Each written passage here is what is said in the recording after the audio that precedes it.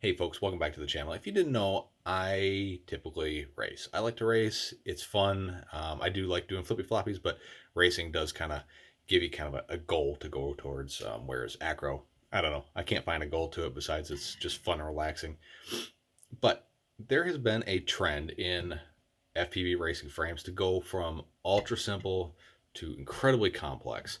Now, when I originally started flying, I thought, hey, I'll buy one frame, build it up, bring a bunch of spare parts with me, fix it in the field. I'm good at soldering and I'm good with a wrench. Fact of the matter is, there is not enough time. At least in the places where I race, there's not enough time in between heats to take an arm off, put a new arm on, change a motor out, replace parts. The goal is, or the technique that most people use is, you buy a bunch of frames, you build out a bunch of quads that are fairly similar, and if one breaks, you throw it in the bucket, you go on to the next one. That's kind of the way the racing hobby has gotten to. When we talk about simple frames, we have something like the Floss series frames, whereas this is three unique pieces of carbon fiber. You got arm, bottom plate, top plate. You got the center aluminum plate. That's for a bunch of run-of-the-mill standoffs and some screws. Unbelievably simple, super easy to assemble, fairly inexpensive, very light, by the way. And then you come to something like this, like the T-Motor Yima, which is one of the most frustrating frames I've ever built, but there's no way you're going to replace an arm in the middle of a flight.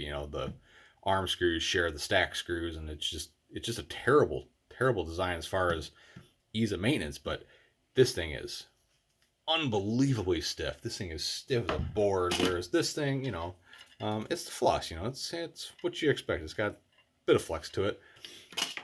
But I have yet to fly this, but I feel like this would probably be a pretty good flying frame. But if you were to break an arm in a heat, you're not going to replace this before you're up again to fly. At least at the smaller events that I go to. And that brings us to the new hotness that just hit the market. This is the Pyrocube. It's the Hyperlite Pyrocube frame. This is a box frame, and look at all these parts. There's 1, 2, 4, 6, 8, 12, 13, 14, 15, 16, 17, 19. There's 19 individual chunks of carbon fiber that come with this thing. This is a very complex frame. I've never flown a box frame before, and I'm really excited to, but it looks like if you center up a gate pretty good, you're just taking this thing home in a bag. This is not going to survive. At least I don't think so. We'll see what happens. This frame, pretty nice. Comes with all the pieces here, and it does come with a bag of TPU printed parts along with a flip stick. So the whole turtle fin printing out thing, we don't need to worry about that. Get out of the bag, and we'll weigh all the parts.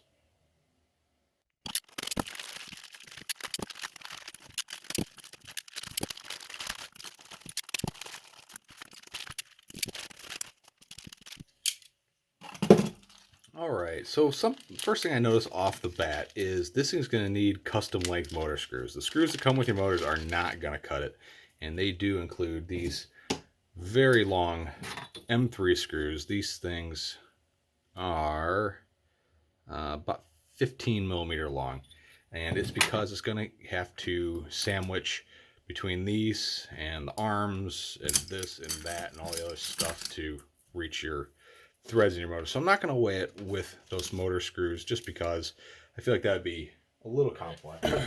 So bring out the trusty old kitchen scale. Not super accurate, but it'll give us an idea where we're at. So all the carbon pieces, which, oh my god, there are so many carbon pieces. Just the carbon alone, 73 grams.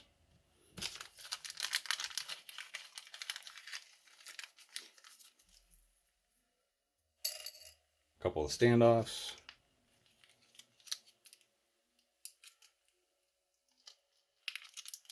Ain't that just the cutest little bag? Couple of screws. Couple more standoffs. Man, I'm already having anxiety about assembling this stupid thing. And a couple more screws. We're at 82 grams. Now, let's throw some carbon fiber parts on there. Not carbon fiber, but the TPU camera, flip stick, and antenna holder.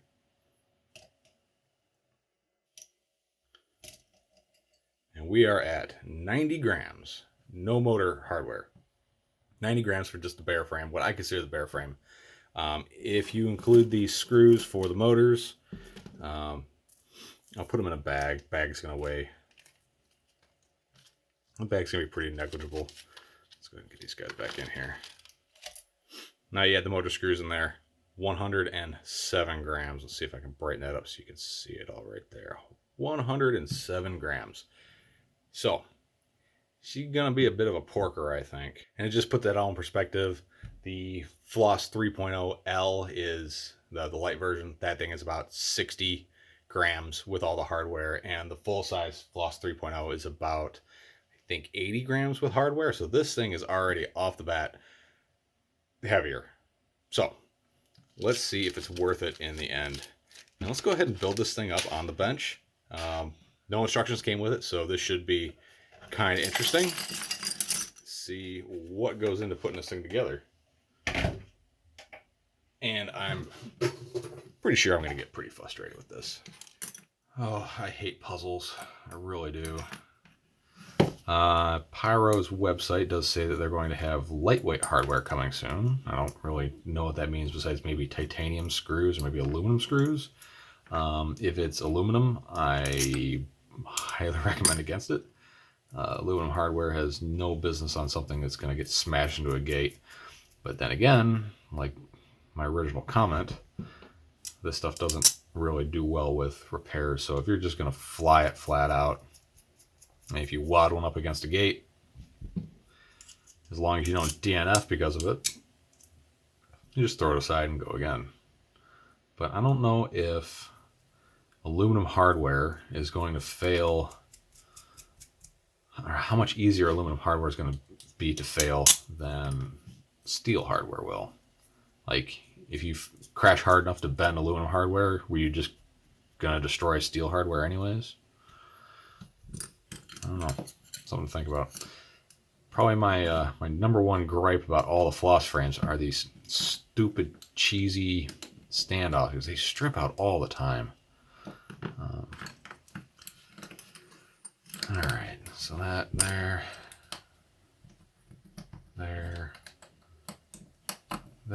and this one here. See, piece of shit. Alright, like so. Okay. This ain't bad. I can live with this. So the way this looks like it's made is you would put your ESC in the basement down here and your flight controller and everything else up here. And I want to say, I think a Vista might actually fit down there. I don't know. All right, so here's the center section assembled up. The top section is going to go much like probably this. So I'll put this guy here. There we go. Pyro's 3D prints are not looking all that great. Quality's been going down a little bit. Yeah, these TPU prints are not the greatest. They're not terrible, but could certainly be way better. Way more better. Probably look at a picture. It would make more sense, wouldn't it? So yeah, I think I had that on backwards. So let's go ahead and put the flip stick on here. Yeah. Flip stick goes in the front. Okay, I guess that fits there. Here. To there. And these aren't going to bite into anything. All right, so issue number one. Not enough long enough hardware to actually assemble the damn quad. Okay, so we have to source our own hardware for that front there. Let's see. That goes there. This goes here. Like that. I gotta tell you, I mean, other frames I've had where carbon fiber is supposed to slot together, it's always been a struggle. This is actually pretty well done. I'm very impressed. All right, and then this and this, like this. So you got to put the front arms on, the front cross braces on first. Then you can do the sides.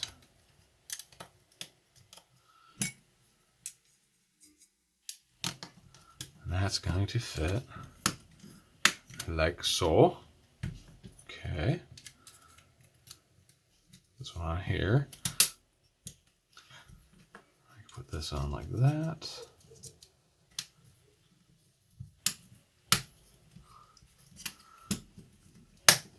Okay. I was thinking I was going to need the motors to hold this thing together, but it's so stinking tight that... Oh, darn it. Yeah, I got to put the fronts and the backs on first. Let's see if I can... Okay, I can just pull that up. Put this on here. Man, it must have been like some sort of engineer came up with this thing for sure. This is unbelievably complex. And ta-da! There it is. There is the Hypercube. Minus 2 screws because apparently they didn't bother assembling it before they ship them out or prototyping them with the TPU parts. Yeah, 2 M3 by 8mm screws will probably do you just fine. So again, these are my own. So if you wanted to use the flip stick, which if they're going to include everything for a flip stick, you would probably want to use it. You will need to source some extra hardware. Fortunately, the motors you buy are probably going to come with hardware. They ain't going to fit this frame. So you'll have extras there anyways. So there it is. There is the frame all together. Now it will just fall apart because it relies on these long screws and your motors kind of pinching everything together. So, you know, motor's going to go here like this. And when you thread it all together, that's going to sandwich everything in place. 91 grams, no hardware. 108. What did I say before? I don't remember. Oh, you guys can't see that. Oh, not that you can see it anyways. There we go. 107. And just the frame itself, 90. So give or take this scale. Now remember, this is with only 1 screw in each corner holding it together. So it could have a little bit of an effect on the rigidity of the frame. But this thing is freaking solid. I could probably stand on this thing. Holy Jeebus. Okay, that's pretty impressive. Yeah. Now my only worry now is these are pretty darn thin pieces of carbon. Yeah, like 2.2 mil. These are the same too. Everything here is about the same thickness carbon. So for all intents and purposes, it's all